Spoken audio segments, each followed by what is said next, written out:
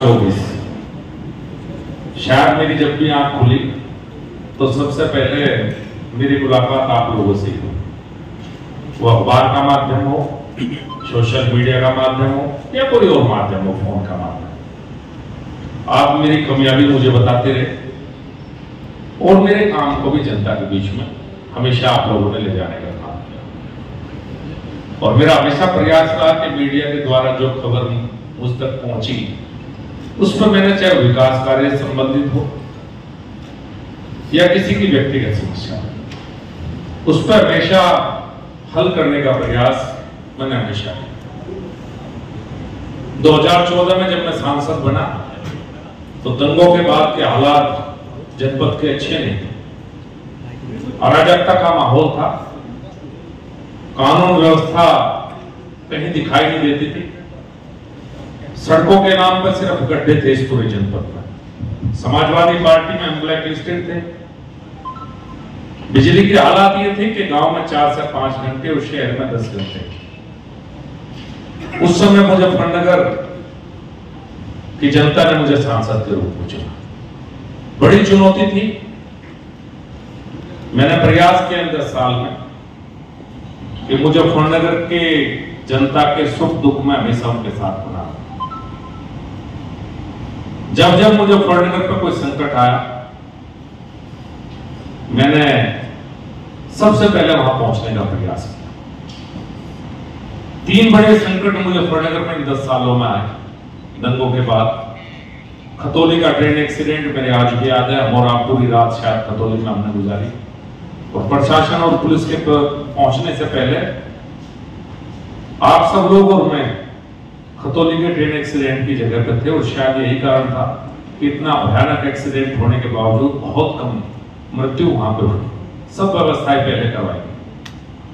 Corona का संकट आया, मैंने अपने 2 भाइयों को कोरोना में खोया। उसके बावजूद कोई दिन ऐसा नहीं था कि जब मैं हॉस्पिटल प्रशासन के साथ बैठक या सभी हॉस्पिटल में जाना ना हो। यहां तक की बात थी कि पुलिस ऐसा अनूठा प्रयोग कैप्सूल के रूप में मुजफ्फरनगर मेडिकल कॉलेज में हुआ। और ये कह सकता हूं कि जनपद मुजफ्फरनगर में इक्का दुक्का छोड़ दो, कोशिश रही कि जो भी बीमार है हर व्यक्ति को एडमिट करवाया जाए, हर व्यक्ति को ऑक्सीजन मिले। ये मेरा प्रयास था। एक और संकट आया था जनपद में जब सीएए के आंदोलन के दौरान उपद्रवियों के द्वारा शहर में को जलाने का प्रयास किया गया। एक तरह से मुजफ्फरनगर शहर को बंधक बनाया गया। उस समय भी महावीर चौक से लेकर शिव चौक तक आप सब लोग मेरे साथ थे। जहां पुलिस भाग खड़ी हुई थी वहां मैं भी था और आप लोग भी अपने शहर को बचाने के लिए हम लोग मौजूद थे। इन 10 वर्ष में विकास के कार्य पर ध्यान देने का प्रयास किया। जो मुजफ्फरनगर की राजनीति कभी नहीं रही विकास की तरफ देखने की, उस राजनीति को बदलने का प्रयास किया। मुजफ्फरनगर में नए नेशनल हाईवे, चाहे पानीपत खटीमा मेरठ करनाल के रूप में हो, चाहे मुजफ्फरनगर बाईपास के रूप में अलग से हो। एक तरह से आप कह सकते हैं कि सड़कों का जाल बिछाने का प्रयास किया गया। रेलवे का दोहरीकरण हो, इलेक्ट्रिफिकेशन हो, नए रेलवे स्टेशन बनना हो। 13 रेलवे स्टेशन मेरे लोकसभा क्षेत्र में पड़ते हैं। अंग्रेज बना के गए थे, नवनिर्माण मोदी जी के कार्यकाल में हुआ। रेलवे का कोई काम ऐसा नहीं जो बचा हुआ। फ्रेट कॉरिडोर का निर्माण हो, जो लाइफलाइन बनेगा एक दिन जनपद मुजफ्फरनगर की, वो फ्रेट कॉरिडोर भी 10 साल में बनकर तैयार हुआ। 2004 में प्रधानमंत्री ग्राम सड़क योजना की शुरुआत हुई।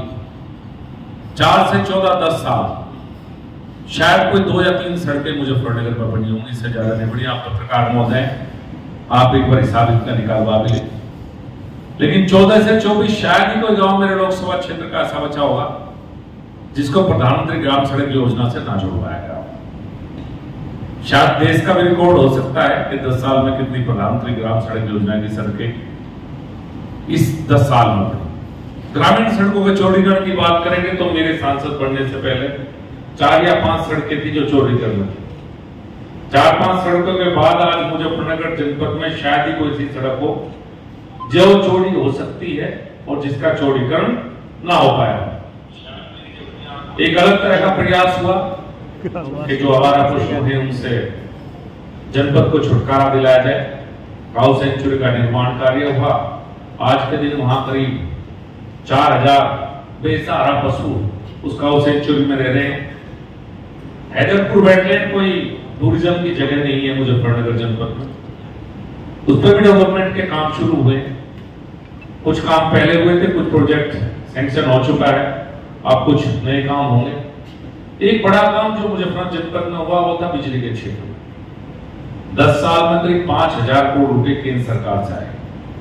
नए बिजली घर का निर्माण हो, फीडर सेपरेशन हो, जब तार बदलना हो। आज ये कह सकता हूं ग्रामीण क्षेत्र में 1819 घंटे बिजली, शहरी क्षेत्र में 24 घंटे।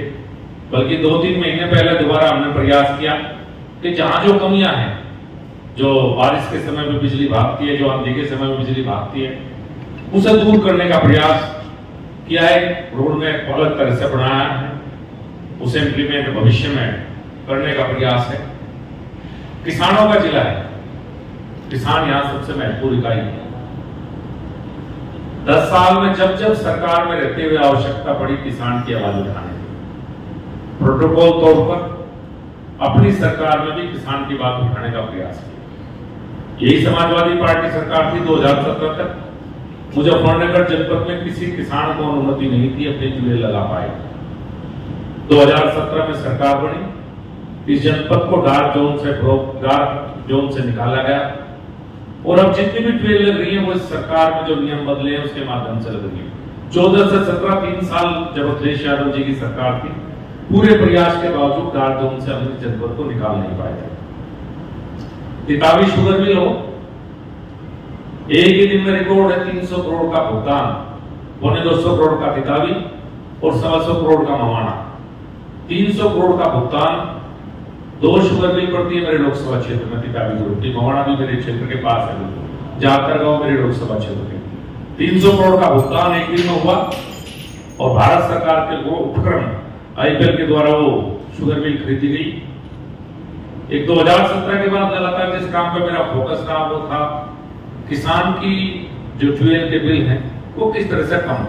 अपनी सरकार में रहते हुए बहुत मजबूत तरीके से मैंने इस बात को उठाने का प्रयास किया और 2 साल पहले फ्यूएल के बिजली के बिल जो समाजवादी पार्टी सरकार में थे वो इस सरकार में आते हुए और अब पिछले 1 साल से किसान के बिजली के बिल बिल्कुल फ्री उत्तर प्रदेश सरकार के द्वारा किए गए।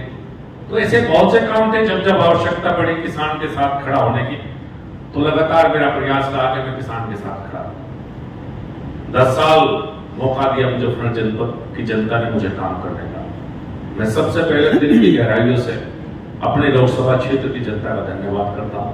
उन्होंने 10 साल मुझे काम करने का अवसर दिया और बहुत प्यार, बहुत सम्मान इस शहर से और इस जनपद से और मेरठ में जो हिस्सा है मेरा सरदाना विधानसभा से, सबका हमेशा मुझे मिलता रहा। इस 10 साल में जो ऐतिहासिक कार्य हुए, हो सकता है भविष्य में कोई एक नजीर बने। मेरे सरदाना विधानसभा क्षेत्र में एक ऐतिहासिक काम हुआ, बिल्कुल बॉर्डर पे, मुजफ्फरनगर और मेरठ के बॉर्डर पे, पहला खेल विश्वविद्यालय। मैं मुख्यमंत्री का धन्यवाद दूंगा कि मेरे अनुरोध पर उन्होंने खेल विश्वविद्यालय की स्थापना की।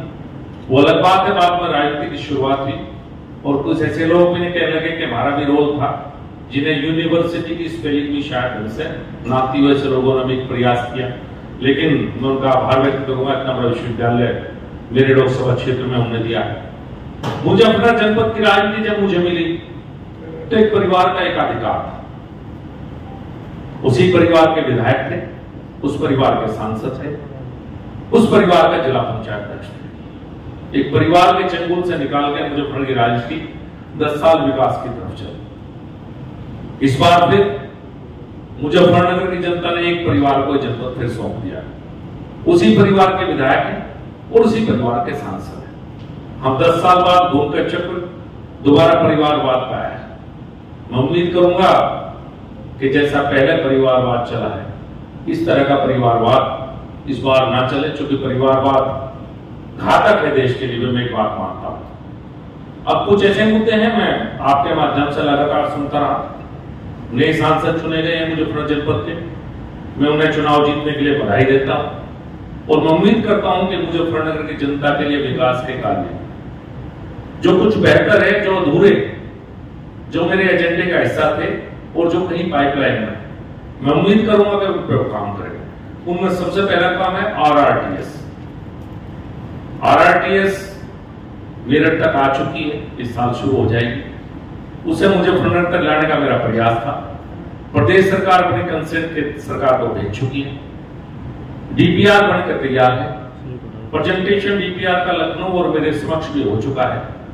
अब इसका अप्रूवल होना बाकी है। और अगर उन्हें इनके बारे में जानकारी ना हो इस तरह के प्रोजेक्ट्स के, तो मैं उनके इनकी डिटेल भी दूंगा, इनके डॉक्यूमेंट्स भी दूंगा, समझाऊंगा भी कि क्या आरआरटीएस होती है, आरआरटीएस का काम क्या है, कहां तक जाएगी, कैसे आएगी, कितना बजट है। वो प्रयास भी मेरा रहेगा कि उस काम को आगे बढ़ाए मुजफ्फरनगर की जनता के लिए। एक मेडिकल कॉलेज मुजफ्फरनगर में सरकारी नहीं हो पाया, चूंकि प्राइवेट मेडिकल कॉलेज है। पॉलिसी है कि जहां प्राइवेट होगा सरकारी नहीं मिल पाएगा। पॉलिसी में चेंज करवाने का प्रयास मैं लगातार कर रहा था और बहुत नजदीक है मामला वो। अगर वो पॉलिसी में थोड़ा चेंज होगा तो मुजफ्फरनगर जनपद को एक मेडिकल कॉलेज की बहुत आवश्यकता है। छोटी सी बीमारी में हमें दूर भागना पड़ता है, तो मैं उनसे निवेदन करूंगा कि मुजफ्फरनगर में एक सरकारी मेडिकल कॉलेज हो, इस पर भी काम किया जाए। एक यूनिवर्सिटी अभी तक मुजफ्फरनगर जनपद में नहीं है, लोकसभा क्षेत्र में तो आ चुकी थी। मेरा कहीं जगह बातचीत हुई थी कि सरकारी या प्राइवेट एक यूनिवर्सिटी आए, तो मेरे एजेंडे में था। साथ के साथ नया इंडस्ट्रियल इलाका है, चूंकि आरआरटीएस हमारे पास आ चुकी है। ये आरआरटीएस, माफी चाहता हूं, फ्रेट कॉरिडोर हमारे साथ पास से गुजर रहा है। फ्रेट कॉरिडोर के गुजरने से मुजफ्फरनगर से कोई भी प्रोडक्शन हम करेंगे देश के किसी हिस्से में पहुंचा सकते हैं और किसी हिस्से का प्रोड्यूस मुजफ्फरनगर तक आ सकता है। आरआरटीएस फ्रेट कॉरिडोर के आने के बाद जो इंडस्ट्रीज को आना चाहिए, जो एम्प्लॉयमेंट, जो रोजगार मुजफ्फरनगर में पैदा होगा, तो मुझे लगता है उस पर ध्यान देने की आवश्यकता है। एक नया नेशनल हाईवे जो बिल्कुल लास्ट स्टेज में है, जो हमें हरियाणा और पंजाब से जोड़ेगा और साथ के साथ हमें पूरे उत्तर प्रदेश के गोरखपुर तक जोड़ेगा। वो नया नेशनल हाईवे अंबाला से शामली पास हो चुका था। वो शामली से लेकर मुजफ्फरनगर मेरठ के हिस्से में जाकर गोरखपुर एक्सप्रेसवे को जोड़ेगा। मुजफ्फरनगर के बीच से वो हाईवे गुजरेगा। वो तो करीब करीब भारतमाला प्रोजेक्ट में डलवा चुका हूं। अब ये है कि वो प्रयास थोड़ा सा उसमें होना चाहिए आगे कि एक नया नेशनल हाईवे जनपद को आवश्यकता है। जहां जहां हाईवे निकले हैं वहां तरक्की आई है, आप देख सकते हैं अपने चारों तरफ। तो इस तरह के कुछ नए प्रपोजल्स, नए प्रोजेक्ट्स जो पाइपलाइन में थे, मुझे उम्मीद है कि नए सांसद उस पर ध्यान देंगे। निगेटिविटी के बजाय पॉजिटिविटी में जनता ने उनको चुना है। भले ही उनका चुनाव निगेटिविटी से पैदा हुआ हो, पर मैं उम्मीद करूंगा कि अगले 5 साल वो और उनके परिवार के विधायक मेरी आलोचना के बजाय अब अगले 5 साल अपने अचीवमेंट पर ध्यान देंगे। जनता को अब ये नहीं बहाना चलेगा कि हमारी सरकार थी, हमारी सरकार नहीं थी। ये बहाना नहीं चल सकता। अब जनता को ये बताना पड़ेगा, जिस तरह से मैं बताया है कि हमने क्या करेंगे अगले 5 साल का विजन इस मुजफ्फरनगर की जनता को उन्हें देना पड़ेगा। ये पिछले 7-7.5 साल जब से प्रदेश में योगी जी की सरकार है, अपराध मुक्त मुजफ्फरनगर की तरफ हम बढ़ रहे हैं। किसी अपराधी को कोई संरक्षण कभी भारतीय जनता पार्टी के किसी नेता की तरफ से नहीं मिला। यही कारण है कि आज इतना भयमुक्त मुजफ्फरनगर है। मैं चाहूंगा इस पर भी इसी तरह से रहे। ऐसा ना हो कि अपराधीकरण मुजफ्फरनगर का जैसे पहले रहा है, मुजफ्फरनगर वापस उस दिशा की तरफ ना मुड़े। ये मेरे कुछ अनुरोध थे और मैं आपसे भी कहूंगा, मैं आपके हर सवाल का जवाब, जो प्यार, जो आशीर्वाद आपने मुझे दिया है, 5 साल मुझे विपक्ष की भूमिका में रहना है। जनता ने मुझे बहुत सहयोग दिया। 24,000 वोटों से मैं हारा हूं। 4 लाख से ऊपर मुझे वोट मिले, 4.5 लाख के करीब। मैं विपक्ष की भूमिका में रहूंगा, यहीं पर रहूंगा। क्षेत्र की जनता को जब जब आवश्यकता होगी मैं उनके बीच में 24 घंटे बना रहूंगा। अपने समर्थकों के साथ भी रहूंगा और मुजफ्फरनगर की जनता के बीच में भी लगातार रहने का प्रयास मेरा रहेगा। एक बात कह दूं, मैंने कभी शेर व शायरी नहीं की, लेकिन रास्ते में एक शेर मेरे याद आ गया, लेकिन मैं आपको सुनाना चाहूंगा। कबीर आहन, मेरा पानी उतरता देख किनारे पर घर मत बना लेना, मैं समंदर हूं, लौट के जरूर आऊंगा। बहुत आभार, धन्यवाद। तो यहाँ का कुछ भी पूछना हो पूछ सकते हैं। मुजफ्फरनगर की जनता ने लोकसभा चुनाव में मैं पराजित हूं, तो पराजित जब सांसद होगा वही तो पक्ष की भूमिका में रहेगा। सरकार प्रदेश में भी मेरी है, भारतीय जनता पार्टी की, और देश में भी भारतीय जनता पार्टी की, लेकिन मुजफ्फरनगर में जो चुना गया है वो काम करेगा, चाहे वो विधायक हो चाहे वो सांसद हो, उनका अधिकार है काम करने का। मेरा है कि मैं कमियां निकालूं जिस तरह से मेरी निकाली गई। 2.5 साल से उनके पुत्र विधायक हैं, वो अचीवमेंट आपको पता हो, आप बता दो, कमियां निकाली गई। लेकिन अब निगेटिव राजनीति, अब पॉजिटिव राजनीति। मैं सांसद के रूप में विपक्ष की भूमिका में रहूंगा। हाँ, जहां मेरी आवश्यकता पड़ेगी मेरे क्षेत्र के काम करने की, चाहे वो दिल्ली में हो या लखनऊ में हो, क्षेत्र के विकास कार्यों में साथ रहूंगा। इसीलिए मैंने कहा कि उन्हें अगर मेरे से कुछ पूछने की प्रोजेक्ट की आवश्यकता है तो मैं कागज भी दूंगा और समझाऊंगा भी, क्योंकि ये थोड़े से टेक्निकल काम है, तो मैं समझाऊंगा भी क्या हो सकता है। जहाँ तक आप परिवार आज हारने की वजह क्या रहेगी कि आपका रिजल्ट बहुत अच्छा जा रहा है, आप क्या मानते हैं कि भीतर आघात रहा है, क्या कोई नाराजगी नहीं, क्या है? मुस्लिम मतों का ध्रुवीकरण और हिंदुओं का जातियों में बंटना और कम वोटिंग करना मेरी हार का कारण है। यहाँ परिवार लोकसभा में 5 विधानसभा क्षेत्र हैं, मैं सिर्फ विधानसभा सदन की बात करूंगा, इसलिए चाहे लोकसभा की बात करें चाहे विधानसभा की बात करें, 15,000 से ज्यादा की लीड यहाँ भाजपा को मिलती आई। इस बार सिर्फ 801 वोटों का आप जो है बढ़त ले पाए, इसकी कौन जिम्मेदार है, कहाँ इसमें कमी है? देखिए, मैं शहर को बहुत प्यार करता हूँ दिल से, और शहर की जनता भी प्यार करती है। मुझे बहुत भरोसा शहर पे पहले भी था, आज भी है। कोई तो वोटिंग परसेंटेज कम रहा या थोड़ा वोट डिवीजन हुआ, ज्यादा नहीं होगा थोड़ा। जब जीत की जिम्मेदारी हम लेते हैं तो हार की भी स्वयं लेनी चाहिए। मैं कायर नहीं हूं कि मैं दूसरे पे डाल दूंगा। अगर कम वोट मिली है तो मैं कहूंगा मेरे काम में कुछ कमी रही है, जो कमियां रही हैं उन्हें बेहतर बनाने का प्रयास करूंगा। क्या इसमें अंतर कलह और भीतरघात रहा आपके साथ में इसमें? देखिए, भीतरघात तो 2019 में भी था, फिर भी मैं चुनाव जीता था। जो भीतरघात शब्द है वो 19 में भी था। बहुत से लोग ऐसे थे जो 19 में भी नहीं चाहते थे मैं चुनाव जीत, तो जनता ने मुझे जिताया। तो मैं सिर्फ ये कहूं कि उनकी वजह से मैं जनता से सीधा जुड़ा हुआ व्यक्ति हूं, अपने क्षेत्र के हर व्यक्ति को जानता हूं, हर जनप्रतिनिधि को जानता हूं, चाहे गांव का प्रधान हो या बीडीसी हो। अगर मैं उन्हें कन्विंस नहीं कर पाया और मैं उन्हें नहीं बता पाया कि मैंने बेहतर किया है, तो इसमें मैं अपनी कमी मानूंगा किसी दूसरे की वजह। बालियान साहब, सवाल ये है कि जब हम अकेले लड़े 2019 में, आप अकेले लड़े तो जो वोट थे वो 5,57,000, मतलब जो हमें मिला है इस समय उससे 1 लाख ज्यादा मिले। आज क्योंकि 2 पार्टी थी, रालोद और भाजपा, आज भाजपा और रालोद एक जगह है, तो हमारे 1 लाख कम हो गए। क्या रालोद का वोट नहीं मिला? नहीं, जयंत चौधरी ने दिल से प्रयास किया, जो भी संभव था किया। अब कितने वोट किस गांव में मिले मैंने अभी बताया है, आप समझ सकते हैं एक बात में जवाब कि मुस्लिम मतों का ध्रुवीकरण और ज्यादा वोटिंग परसेंटेज, हिंदुओं का जातियों के रूप में आपस में बिखरना और कम वोट प्रतिशत, हार का मुख्य कारण यही है। अब उसके पोस्टमार्टम में इसलिए जाते कि यही वो लोग हैं कि जिन्होंने मुझे 2 बार सांसद बनाया, और अगर किसी बात से मेरी को नाराज है तो मैं ये नहीं कहूंगा, मैं कोशिश करूंगा कि दोबारा उन्हें मना सकूं। मैं व्यक्तिगत टीका पर टिप्पणी और कीचड़ में नहीं जाना चाहता। जहाँ तक आप मनाने की बात कर रहे हैं, परिवार की बात कर रहे हैं, चुनाव में ठीक काम नहीं करने को लेकर पार्टी के कुछ पदाधिकारियों के बारे में रिपोर्ट भेजी गई, उन लोगों ने ठीक काम नहीं किया, पार्टी विरोधी काम किया है।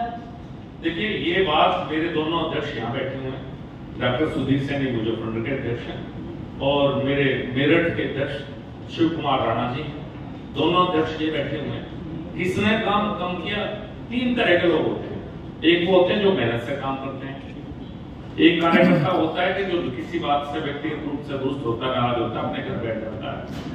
एक वो होता है जो व्यक्तिगत रूप से खिलाफ जाता है। तो मेरे संगठन की जिम्मेदारी है कि जो भी संगठन इसमें चिन्हित करके भेजेगा और मेरी पार्टी ऊपर क्या कार्रवाई करती है, ये मेरे प्रदेश नेतृत्व वो तय करेगा। बलियान साहब, एक सवाल ये है कि जहाँ आप परिवार की बात कर रहे हैं, वहीं आपके बयान को लेकर एक खबर भी छपी है। विक्रम सैनी जो पूर्व गायब है, उनके द्वारा सुधीर सैनी जो वर्तमान जिलाध्यक्ष है, उन पर आरोप लगाया गया, उन पर कहा गया कि गद्दार, इस तरह की भाषा का इस्तेमाल किया गया है। इस पर क्या कहेंगे? मेरे चुनाव में सुधीर सैनी जी ने दिल से काम किया और विक्रम सैनी जी ने भी दिल से काम किया। मुझे दोनों से कोई दिक्कत नहीं। अगर आपसी विवाद है तो मेरे चुनाव के बीच में न डालें, आपसी विवाद अपना सीधा निपटाओ। मेरे चुनाव में दोनों ने काम किया। आपने जहाँ परिवार की बात कर रहे हैं, वहीं जो है आपके वरिष्ठ जो लोग हैं, उनका कहना ये था कि बालियान साहब ने यहाँ जितनी अपनी टीम बनाई है, चाहे वो डीसीडीएफ चेयरमैन हो, चाहे आपके जिलाध्यक्ष हो, और या चाहे आपके नगरपालिका परिषद चेयरमैन हो, सब अपने बिठाए हैं, उसकी वजह से आपका विरोध हुआ है। इनमें से मेरा कौन सा रिश्तेदार या वो है पुप्पी मामा पुप्पी का लड़का है, बता दो भाई। ये सब पार्टी के कार्यकर्ता ना हो। सुधीर सैनी जी 2012 का चुनाव लड़ते, मेरे से बहुत वरिष्ठ हैं। शिव कुमार राणा जी भी बहुत वरिष्ठ हैं। आप देखो, वीरपाल निर्वाल जी में छोटा सा था, इनका नाम अखबार में पढ़ता था, पैदाइशी भारतीय जनता पार्टी के, इम्पोर्टेड नहीं है। रामनाथ जी संघ की पृष्ठभूमि से आए हुए व्यक्ति हैं। त्यागी जी, निवृत्त त्यागी जी कितने वरिष्ठ हैं आप जानते हैं। तो ये कहना कि मैं तो किसी रिश्तेदार, मेरा कोई मुजफ्फरनगर में किसी पद पे भारतीय जनता पार्टी के मेरा कोई रिश्तेदार नहीं। बात रिश्तेदार की नहीं, बात खासम खास की है। बात पार्टी की है, पार्टी के कार्यकर्ता ही पदों पे है। गौरव स्वरूप कहाँ, वो तो इम्पोर्टेंट है जी। गौरव स्वरूप जी, पृष्ठभूमि कहाँ भाजपा की है? नहीं, गौरव स्वरूप समाजवादी पार्टी से आए थे। समाजवादी पार्टी से आए थे। ऐसे बहुत से लोग हैं जो दूसरी पार्टी से आए और टिकट पाए, बहुत से लोग हैं, हर जगह है। ये हमारी तरफ से बहुत से लोग हुए जो मेरे सामने चुनाव लड़े हुए, तो हर साल पार्टी बदली है, फिर भी जनता ने साथ दिया। कितनी पार्टी आप कह सकते हैं, कितनी पार्टी बदली? मंत्री जी, लगातार ये था कि जी आपने 3 फैक्टर बताए हार के, मुस्लिम वोटों का ध्रुवीकरण, जातियों का बिखराव। ये केवल मुजफ्फरनगर में नहीं है, सभी जगहों पे है। जी, पूरे उत्तर प्रदेश में। मेरा सवाल केवल आपके मुजफ्फरनगर लोकसभा क्षेत्र का है। मुजफ्फरनगर सदर सीट से ही अगर आप 2022 का चुनाव और 2024 का आकलन करेंगे तो आपको 14,000 कम वोट मिला है। दूसरी बात, सरधना की बात करेंगे, हमारे शिव कुमार जी साथ हैं, ठीक है, आपने वहाँ पर लेकिन वहाँ पर आप 19,000 वोट कम मिला है आपको। 5 विधानसभा में आपको कम वोट मिला है। तो जो हमारे साथी आपको भीतरघात की बात कर रहे हैं, आप सीधे तौर पे नहीं कह रहे हैं, लेकिन इतना तो आप मानेंगे कि कहीं ना कहीं भीतरघात हुई है। शायद मेरी कुछ कमी होगी कि जयचंद और विभीषण जनता के बीच में जाकर उन्हें जनता को कन्विंस कर पाए, इसमें भी मैं अपनी कमी मानूंगा। अगर मेरा काम बेहतर हो सकता है मेरे काम में, मेरे व्यवहार में कहीं कमी रही होगी, जब भी तो किसी आम जनता को कोई कन्विंस कर पाया, तो मैं इसमें अपनी कमी मानूंगा। जो जयचंद है उनको रहने दो, विभीषण है, उन्हें पार्टी अपने आप देखेगी। मंत्री जी, एक उम्मीद थी, मंत्री जी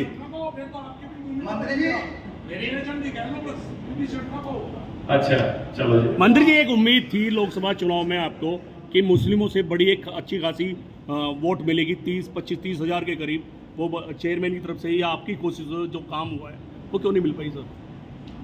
यही तो मैं सोचना चाहता हूँ कि मेरा इतना काम करने के बाद भी, इतना उनके बीच में जाने के बाद भी जो नहीं पाए, ये भी मेरी एक विफलता है, यही कहूंगा। मंत्री जी, एक बात ये है कि जिलाध्यक्ष आप अपनी पसंद से बनवा के लाए थे, जो कह रहा है पार्टी का, उसके बावजूद जो जिलाध्यक्ष की का है, उनका बड़ा विरोध रहा शुरू से आगे तक चुनाव में।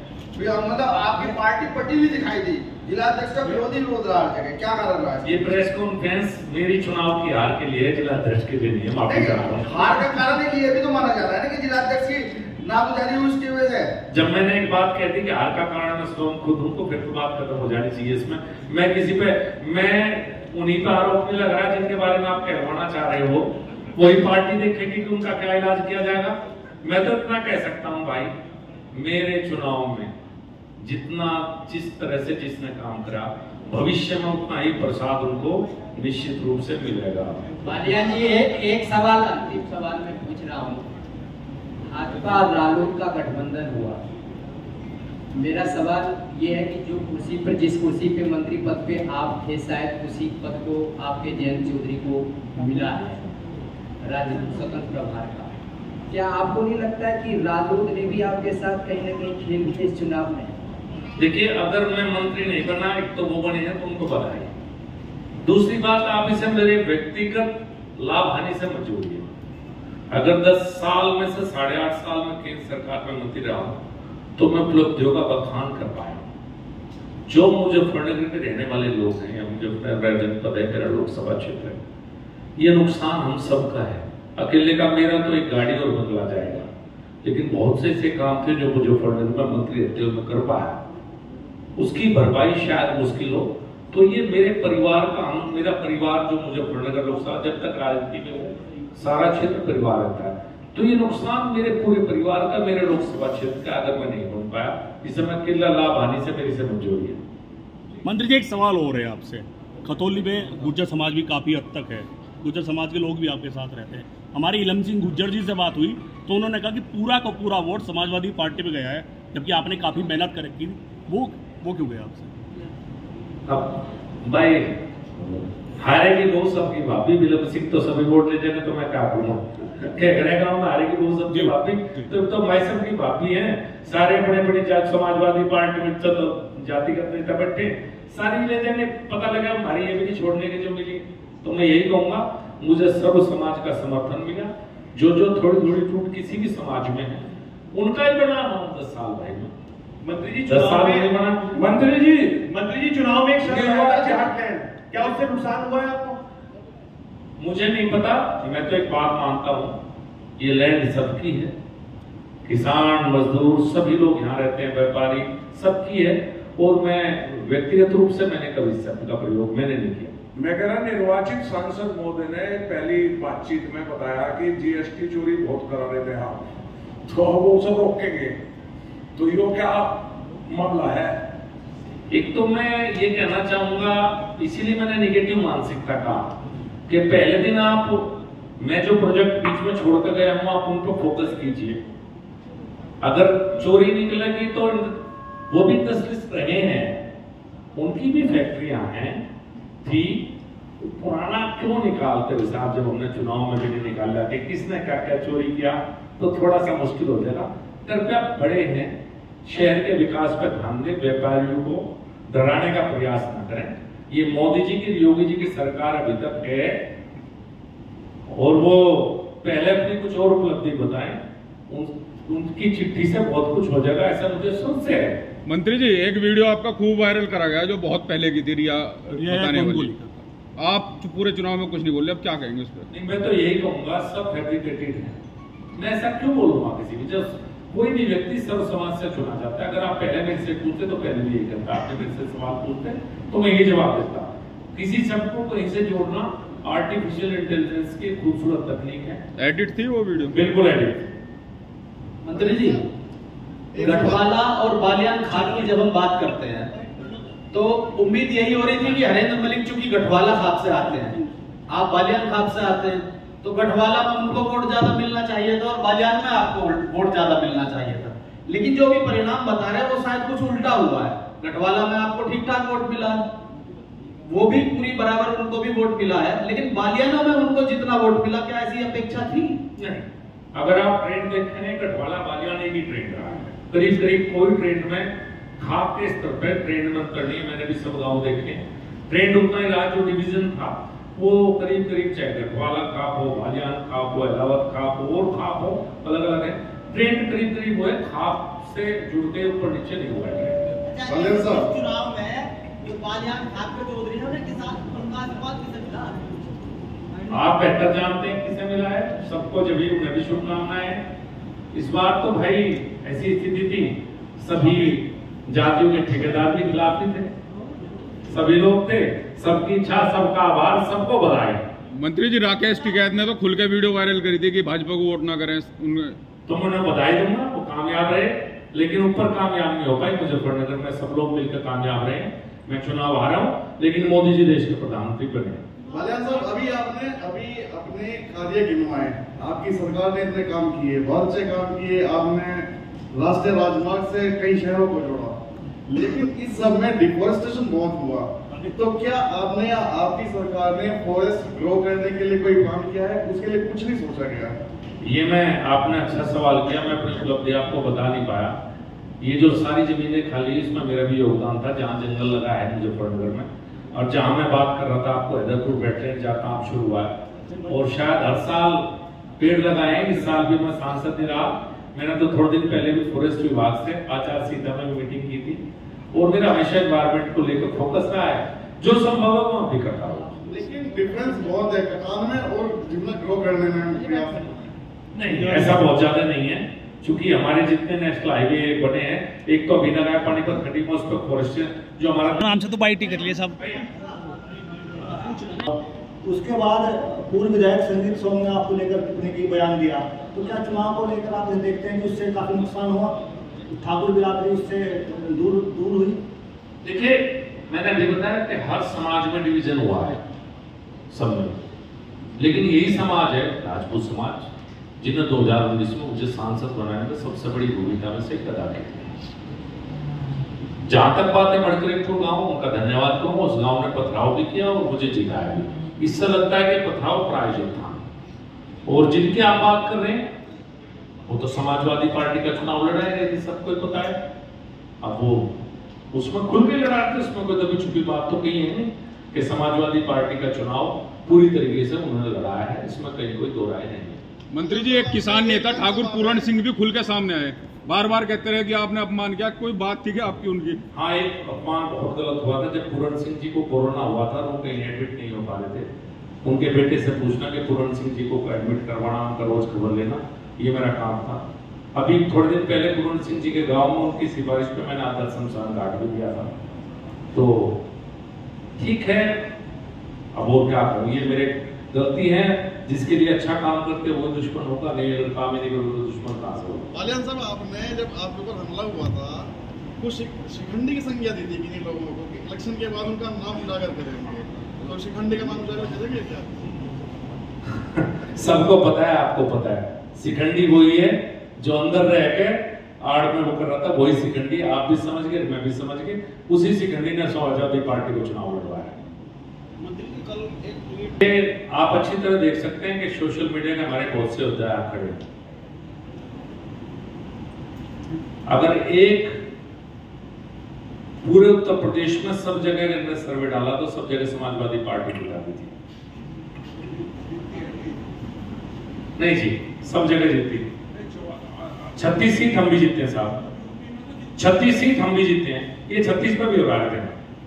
कोई ना कोई ऐसा तारीख था कि सोशल मीडिया पे कांग्रेस से रिलेटेड या समाजवादी पार्टी से रिलेटेड सभी सामने आ रही थी लोगों के सामने। वो जरूर कहीं ना कहीं कुछ ऐसा सिस्टम था, चाहे फेसबुक हो, यूट्यूब हो, ट्विटर हो, तो आप लगातार पूरे चुनाव देखेंगे, ट्रेंड आपको वो दिखाई देता था। दो बात सामने भाजपा के नेताओं ने जिन्होंने सपा को चुनाव लड़वाया, क्या पार्टी उन पर कार्रवाई करने जा रही है? ये इस सवाल का जवाब तो प्रदेश अध्यक्ष दे पाएंगे आपको, कि वो कार्रवाई करेंगे नहीं करेंगे। अगर मेरी कोई गलती रही है तो जनता ने मुझे सजा दी है, और मैं भविष्य में उसमें सुधार करूंगा।